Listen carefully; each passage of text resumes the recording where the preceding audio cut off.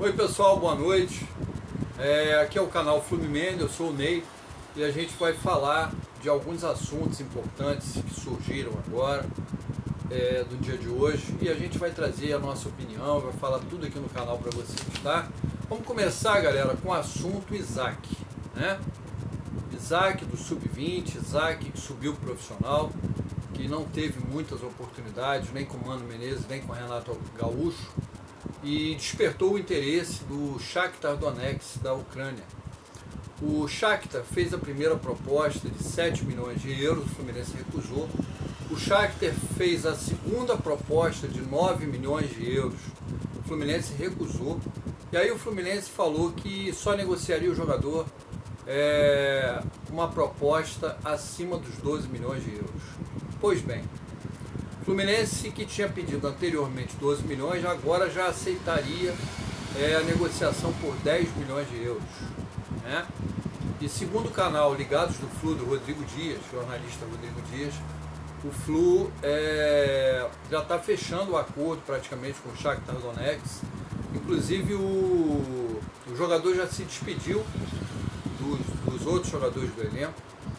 E o Fluminense parece que está fechando esse acordo, ainda não sei o certo valor, né, mas gira em torno de 9,5 milhões e 10 milhões de euros, com uma parte à vista, com pouco período de prazo para pagamento, né, um prazo curto para pagamento, e o Fluminense também teria uma bonificação pelo jogador, se o jogador atingisse certas metas, e um percentual do atleta para futuras negociações. Então, as cifras a gente ainda não sabe. O que a gente sabe é que o negócio já está bem adiantado em fase final de fechamento, né? Pois é, fica a minha pergunta. O Mário Bittencourt, naquela coletiva que ele deu, que ele estava vendendo áreas, né? Ele falou que o Fluminense não precisa mais negociar ninguém, porque o Fluminense teria dinheiro suficiente esse ano.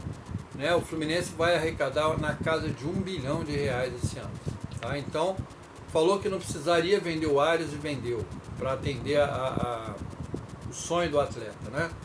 E agora, no caso do Isaac, seria o quê? O sonho do atleta também, pressão dos agentes do atleta. O que seria a venda do Isaac por essa mixaria de 10 milhões de euros? A gente vê jogador do Flamengo aí, que não é nem tão rodado, sendo vendido por muito mais do que isso, jogadores do Palmeiras sendo vendidos muito mais do que isso, e os jogadores do Fluminense saindo por uma bagatela. Eu queria saber qual o motivo dessa venda do Isaac, um jogador que tinha tudo para despontar nos profissionais, se o Renato, a diretoria e os atuais membros da comissão técnica tivessem a mesma paciência que tem com ele, que tem com Lima, que tem com Keno, que tem com jogadores que não estão jogando bem há muito tempo, e o Fluminense tenha paciência, escala os caras entram no segundo tempo. E eu queria saber por qual motivo. Thiago Santos, né? Entre outros, né? Então eu queria saber o motivo dessas negociações, o que atrai tanto o presidente e a diretoria nesse tipo de negociação, né? Qual é a vantagem que eles levam para negociar jogador do Fluminense a perder de vista no calar da noite? É isso que eu queria saber. Eu queria que alguém me dissesse o motivo de tamanhas negociações erradas e bizonhas que esse presidente e essa diretoria dele, trapalhões, fazem. Eu queria só saber qual o motivo de vender um jogador do tamanho do Isaac, com um futuro brilhante, por 9,5 milhões de euros. Tá? Fica a minha pergunta aí. Gente, agora falando de outro jogador, do Guga, lateral direito, que ontem fez uma partida horrível, 3 gols praticamente, ele teve participação direta. O Guga tem contrato até dezembro desse ano e já pode assinar um pré-contrato com qualquer equipe. Estão havendo o contrato, a proposta do Fluminense já está com o Guga há séculos e o Guga nada de assinar. Parece que ele estava esperando proposta de algum clube, ninguém se interessou, né? Quem está vendo as atuações dele não vai se interessar. Ninguém se interessou e agora o jogador já cogita a possibilidade de negociar com o Fluminense. Fica a minha pergunta, gente, vocês estão gostando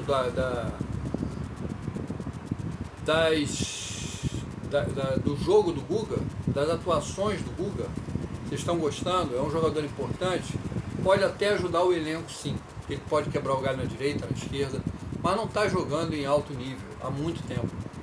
Eu acho que o Fidelis já passou da hora do Fidelis ter chance nesse elenco titular, tá? Samuel Xavier é titular, mas quando quiser descansar o Samuel Xavier tinha que botar o Fidelis e não o Guga.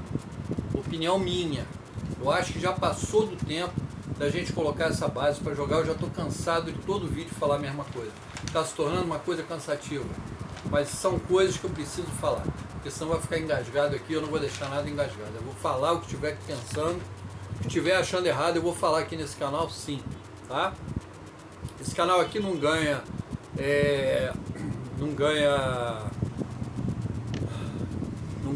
cadeira no Maracanã, esse canal aqui não ganha viagem, esse canal aqui não ganha dinheirinho por fora para injetar no canal, para a gente falar só coisas boas da diretoria. Esse canal não ganha nenhum tipo de benefício do Fluminense para mim puxar saco de ninguém. Até se eles oferecessem eu não iria aceitar. Porque eu quero aqui nesse canal autonomia para falar aquilo que eu penso, aquilo que eu acho que devo falar, tá? Aquilo que eu acho que está errado. E tem muita coisa errada e eu vou falar sim. Tá? Então o Guga é um que eu não renovaria.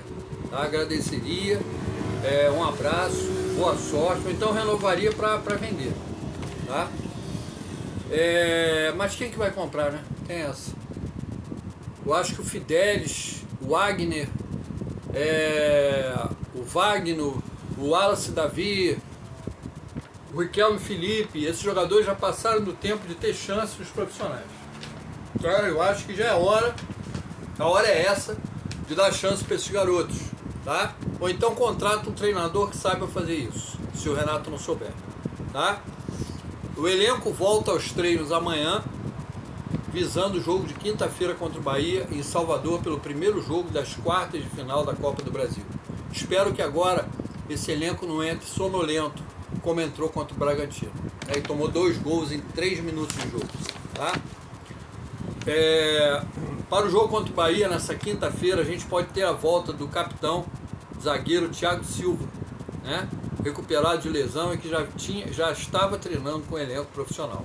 Então, pode ser que a gente tenha a volta do Thiago Silva, né? O Thiago Silva joga 2, 3, 4, 5 jogos, depois fica 2 meses fora. Não dá também para a gente ter jogador nesse nível, né? Eu acho que já deu também. Opinião minha agora, galera. Ontem, após a derrota para o Bragantino, o Renato Gaúcho deu uma coletiva e foi perguntado o porquê da atuação do Fluminense. Ele falou que sentiu o elenco já no aquecimento totalmente desfocado no jogo. E aí ele chamou a atenção dos atletas, falou que podia acontecer o pior, para eles focarem no jogo e parará, ppp, papapá. Bom, tomou, né, aquela piaba de 4-2 do Bragantino, que poderia ser mais, se os caras não perdessem 2 gols na cara do Fábio. E aí fica a minha pergunta, como é que pode atletas super bem remunerados como esses do Fluminense, que tem toda a mordomia possível, não estarem focados num jogo importante do Campeonato Brasileiro? Jogo importante sim, porque uma vitória levaria o Fluminense à 5ª posição e só se classificam 4 ou 5 para a Libertadores do ano que vem. E não tem nada garantido que o Fluminense vai ganhar a Copa do Brasil e Sul-Americana. Ele está disputando, se vai ganhar é outra história, tá? Então, gente, eu acho que o Renato não tem que avisar os jogadores e sim reunir o grupo e dar uma bronca, dar um esporro nesses caras. Mostrar onde é que eles estão, em que jogo, que camisa que eles estão vestindo, entendeu? Que clube que eles estão. É isso que o treinador tem que fazer. Não é ficar, eu acho que vocês estão focados e não estão focados. Pode acontecer o pior. Não, Renato, é chamar e dar um esporro mesmo em quem não estiver focado. Porque você deve ter observado 1, 2, 3, 4, 5 jogadores que não estavam focados. Chama esses caras, dá-lhe um esporro e se continuar a brincadeirinha, a não levar a sério o aquecimento, tira e bota outros, porra. É simples. Não tem muito mistério. Não tem muito mistério. Porra, o poder está com você. Você é o treinador. Você é o treinador. Você que tem que botar ordem na casa. Entendeu? Os campeonatos estão chegando nas fases decisivas e o time precisa entrar focado e determinado em todos os jogos, seja de que campeonato for. Não dá para escolher, eu vou entrar focado na Sul-Americana, o brasileiro vai ficar de sacanagem. Então pede para sair, porra, e dá vaga para outro que queira jogar, né?